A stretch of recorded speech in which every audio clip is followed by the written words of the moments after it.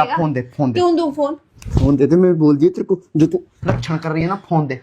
आपका ऑफिस में कभी अगला दूसरा कमरे में जो भी बात चल रही है आपको कभी सुनना हो, घर में दूसरा रूम में हॉल में क्या बात कर रहा है वो आपको सुनना हो, तो एयरपोर्ट यूज करने वाले के लिए एक यूजफुल ऑप्शन है। पता है आपको हेडफोन जो रहता है ये उस कमरे में कहीं पे भी छोड़ देना है, और उसके बाद आपका मेन्यू में आके ये एक option live listen option on कर देना, और उसके बाद आप दूसरा वाला हेडफोन लगा के अपना रूम में आके जरूर बैठ जाना, या ऑफिस में कैबिन में बैठ जाना, जहाँ आपका जो रेंज जो रहता है 10 मीटर 15 मीटर 20 मीटर जो रेंज में जो रहता है, उधर जो भी बात चल रही है आपको इतना क्रिस्टल क्लियर सुनाई देता है ना, ये बहुत काम का है। आपके पीछे पीछे अपने ऑफिस वाला क्या बोल रहा है ये सब जानने के लिए इस टाइप का ऑप्शन आप यूज़ कर लेना। इस टाइप के अवेयरनेस वीडियोस के लिए जरूर हमें फॉलो कर लेना।